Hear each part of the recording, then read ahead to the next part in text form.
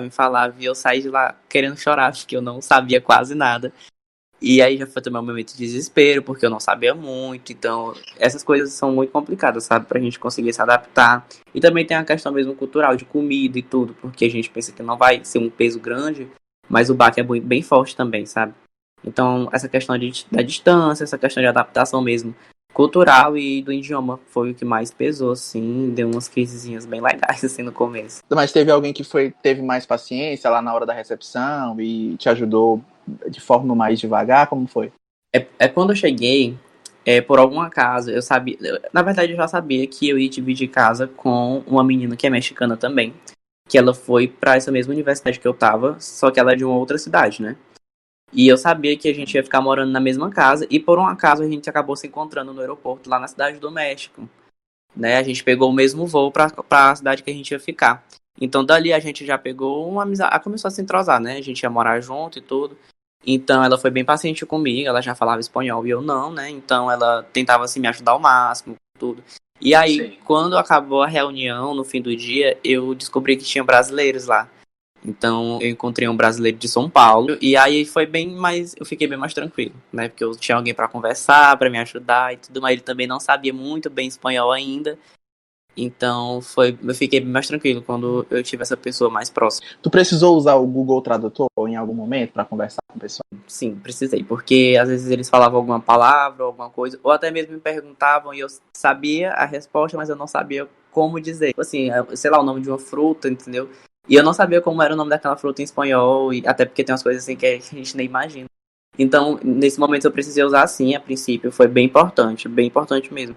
Só que depois de um tempo com o convívio mesmo, a gente vai acabando pegando assim a prática. E o que mais de diferente tu percebeu lá no México, assim, que existe aqui no Brasil, que lá não existe, que te chamou muita atenção? Teria algo assim? Eu acho que a questão mesmo do afeto. As pessoas lá do México, elas são bem receptivas, muito mesmo, sabe? São pessoas maravilhosas. De várias pessoas que eu conheci lá, de outros países, as pessoas que eu mais gostei foram as de fato do México, né? Mas que eu senti falta da questão mesmo do Brasil, sabe? Aquela questão mesmo de afeto, de abraço, de estar com todo aquele carinho, sabe? Que por mais que eles fossem muito receptivos, não tinha esse costume tão grande quanto a gente tem aqui. Então, eu acho que isso, por eu ser uma pessoa assim bem apegada a isso, foi algo que eu notei bem de diferente mesmo. E também a questão da culinária eu achei bem diferente. Eles não comem arroz todo dia como a gente, né? Não, não. Normalmente eles comem tortilhas, né? Que é a comida mesmo. Como se fosse a base da comida pra eles é tortilha. E a gente aqui A é o tortilha é arroz. feita de quê? É do grão de maíz, que é uma fruta, um vegetal, na verdade. Um vegetal. Então eles pegam o grão e dali eles conseguem fazer a tortilha. Ou então às vezes também eles podem fazer de trigo, mas não é muito comum. Tu aprendeu a fazer a comida mexicana? Não, não. Eu aprendi, assim, é porque, como eu tô te falando, normalmente eles fazem de tortilha, né? Então, eles sempre compram prontas. Eu trouxe algumas, mas já acabou tudo. Mas aqui mesmo fazer eu não sei, eu não acerto. Mas aí, falando de comida, com certeza lá, né, tu deve ter estranhado, como tu falou agora, as comidas diferentes. O que tu levou daqui, que tu já imaginava que tu iria sentir falta e que tu, não, eu tenho que levar, porque lá com certeza não vai ter. Na verdade, a única coisa que eu levei de comida daqui foi cuscuz, né? Levei a massa de cuscuz. Eu levei também uma massa de beiju e tudo, né? E tinha algumas coisas que, na verdade, eu não sabia se eu ia encontrar lá, né? Eu não sei, eu achava que não ia encontrar, que era tipo sim, sabe, miojo. Então eu levei alguns, porque eu sou viciado, então eu não sabia que eu ia encontrar. Mas tu encontrou? Sim, um pouco diferente, mas eu acabei encontrando. Entendi. A cultura totalmente diferente não vai ter muita coisa.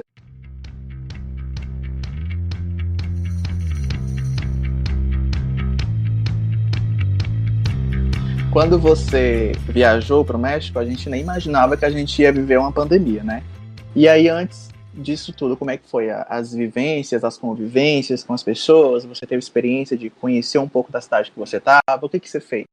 Então, tu falou mesmo, a gente não tinha essa noção de pandemia, né? Então, antes deu pra gente aproveitar bastante coisa. Tipo, eu conheci muita cidade e tudo também. Eu morava numa cidade que era mais ou menos 1 hora da praia. E aí teve a oportunidade de a gente fazer esse passeio. Só que eu não pude ir porque a menina que morava comigo, ela sofreu um pequeno acidente lá e ela machucou a perna. E ela teve que engessar a perna, então no final de semana que a gente ia viajar, acabou que eu tive que ficar em casa cuidando dela, né? E aí, logo após isso, já começou a pandemia. Então, tipo, a gente aproveitou mais dentro da cidade mesmo, se conhecendo mais ali e tudo. Fora mesmo, a gente não teve oportunidade, porque quando começou a pandemia, eles seguiram bem a risca lá, sabe? A quarentena não foi permitido mesmo sair de jeito nenhum. Então, eu não pude aproveitar tanto assim. Foi mais ou menos um mês, então foi a questão mesmo do tempo de adaptação. Eu não tinha como sair para muitos lugares, até porque eu ficava muito tempo só por conta dos horários da outra pessoa que morava comigo, né, também. Então, eu conheci bastante coisa, mas dentro da cidade em si. Eu acho que até eu conheci a cidade praticamente toda. Mas fora, assim, não deu para aproveitar muito. Não deu, né? Não. Não deu. Não. Mas tu acha que se tu tivesse ficado mais tempo, você teria ido conhecer um pouco da cidade do México ou é algo mais longe, assim, da Sim, cidade que você estava? eu teria conhecido mais um pouco do país, sim, porque após eu chegar, demorou acho que 2 semanas ou 3 acabar a quarentena lá no México, então eu teria tido a oportunidade de aproveitar mais algumas coisas, de conhecer alguns lugares, só que eu tive que vir mesmo por necessidade, vir antes, porque Sim. se não fosse naquela data, talvez eu não soubesse. Eu não saberia mesmo de fato quando é que eu ia vir. Tinha pessoas que estavam previstas para voltar só em agosto, sabe? Era um tempo muito grande. E muito mais estendido do que seria o previsto, né? Que era para junho, que já tava voltando 2 meses depois. Então, eu não quis arriscar, né? Mas o tempo de estadia dos estudantes não é de 6 meses no intercâmbio? Sim, 5 meses mais ou menos, que é do final de janeiro até o final de junho. Então, é por questão mesmo de voo. Porque, por exemplo, eu não voltei no que eu comprei a passagem para voltar. O consulado do Brasil no México, eles ofereceram um voo de repatriação. E eu acabei pegando essa oportunidade justamente por não saber quando é que teria voo disponível para compra, né, para venda. Então, e até agora de fato não tá tendo, então eu tive que aproveitar essa oportunidade. E como foi que você reagiu quando você se viu em meio a uma pandemia, que precisava todo mundo ficar trancafiado dentro de casa e você estava longe da sua família, longe dos seus amigos e do seu país? Como foi que você se sentiu e você reagiu diante disso? No começo eu não fiquei tão nervoso assim, porque ainda parecia uma coisa distante, sabe? Parecia que era uma coisa ali que acho que todo mundo pensou um pouco assim, de que ia acabar em um mês, ou em 15 dias, não sei, ou 2 meses no máximo, que não ia demorar tanto, sabe? Então, a princípio eu não fiquei tão nervoso, mas só que depois, quando eu fui vendo o número de casos crescendo e muitas mortes e tudo, eu fui ficando um pouco mais assim, ansioso e tudo. Mas o que me tranquilizava eram as pessoas do México mesmo me falarem que eu não tinha que me preocupar tanto com isso, porque eles já tinham vivido coisas piores, sabe? Então, que pra eles aquilo tava não normal, mas não tava tão sério como outras vezes já aconteceu. Porque a gente sabe que o México tem vulcão, o México tem terremoto, então acho que uma pandemia para eles é algo mais... É porque lá também teve a questão do H1N1, e foi bem forte lá no país, né? Então, foi bem forte mesmo no país. Então, eles sempre comparavam, sabe? Eles sempre faziam essa comparação de que o H1N1 tava bem mais sério e tudo mais. Então, pra eles não tava assim uma coisa muito absurda. E acabava que isso me preocupava menos com relação a mim mesmo, mas não tinha como deixar de me preocupar com as pessoas aqui, né, também. Minha família e tudo. Então, eram duas preocupações que eu tinha. Então, foi bem pesado, assim. E a tua família, como é que reagiu? Vocês mantinham contato todos os dias? Vocês falavam? Sim, o contato a gente teve desde quando eu saí daqui até quando eu cheguei. A gente sempre manteve contato e tudo. Tava todo mundo muito aflito, né, muito tenso.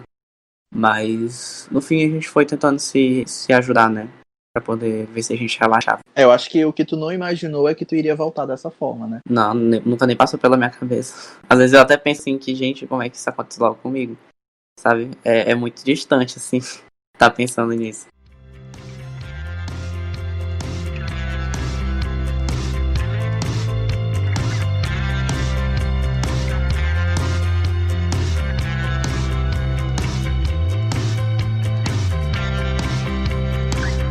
E quando você chegou em Teresina, como foi a sensação de alívio? Quando tu viu teus pais, teus amigos, como é que foi?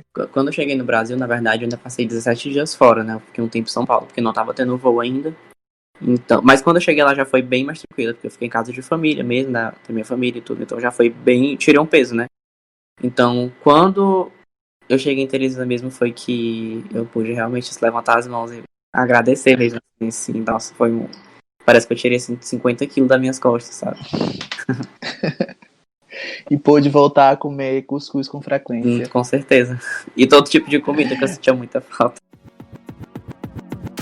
Olha, são muitas perguntas que eu poderia te fazer aqui, porque o assunto de intercâmbio, e principalmente envolvendo pandemia e esse teu retorno conturbado, e essa tua seleção que quase não deu certo para você ser aprovado, é muito extenso. Eu te faria muitas perguntas, inclusive eu preparei várias perguntas, mas a gente tem um tempo limitado.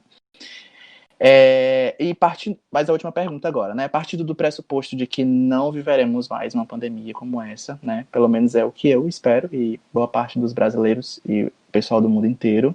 O que você diria aos estudantes que desejam ter essa experiência de conhecer outro país? Qual é o conselho que você daria? Então, o primeiro é não desistir, porque realmente é muito difícil, sabe? Independente de pandemia ou não, é difícil. Então, assim, vai ser bem complicado, mas é uma experiência que vai ficar pra vida, vai ficar marcado. E que você nunca vai se esquecer disso. Então, eu super apoio, eu dou todo apoio. Inclusive, por mais que eu tenha sofrido muito, mas eu faria novamente sim, porque realmente é uma experiência única na nossa vida. A gente absorve muito conhecimento profissional, mas é mais ainda conhecimento pessoal, sabe? Então, sempre que alguém fala comigo, já teve algumas pessoas que vieram falar comigo, né, depois que eu cheguei, perguntando sobre, eu sempre falo que se você tem muita vontade de ir, você batalhe para que você possa conseguir. Porque nunca vai ser um desperdício e nunca vai ser uma oportunidade que você vai achar que jogou o tempo fora, sabe? Vai ser sempre uma coisa muito boa e é uma bagagem muito grande.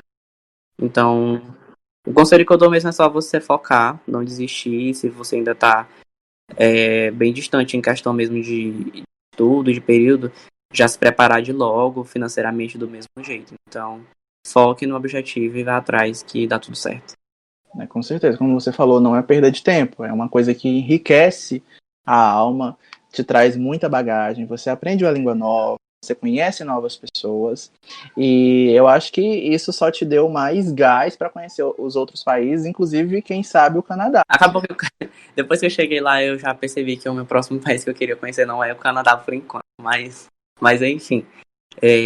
Agora só mesmo quando eu já estiver trabalhando e tudo, que eu vou ter... Não, você vai se formar, vai virar um grande jornalista, vai ganhar muito bem. Com fé em Deus. E vai conhecer outros países. Mas sim, mas depois disso eu tenho mais sede ainda de conhecer. Foi muito bom falar sobre isso com você, sobre intercâmbio, o papo tá ótimo, mas como tudo que é bom dura pouco, a gente chega ao fim de mais um episódio. Mais uma vez, muito obrigado pela sua companhia e por estar aqui falando com a gente, por ter aceitado o meu convite. Nada, eu que agradeço. Eu gosto muito de falar sobre esse assunto, eu acho muito importante também. E, enfim, parabenizar mesmo assim o programa, né, que eu acho super importante estar abordando esse tipo de assunto, não só esse, como outros que eu acompanho também. E que vocês têm uma equipe muito legal, então parabéns mesmo. E eu agradeço muito assim, a oportunidade, sabe? Sempre que eu puder, que vocês precisarem, podem estar chamando. Não, claro. Tá participando. Se eu pesquisar sobre um tema e você tiver encaixado, eu te convido para falar sobre mais um tema interessante aqui. Porque afinal você é jornalista e o papo aqui é de jornalista, né? Então, com certeza você vai ter propriedade para falar sobre algum assunto aqui. Sim. O nosso conteúdo está, se você que está nos ouvindo, o nosso conteúdo está disponível no Spotify, no Google Podcast e na Apple Podcast. Enfim, é isso. Muito obrigado pela sua companhia e a gente está disponível todo sábado aqui para você. Até a próxima. Valeu!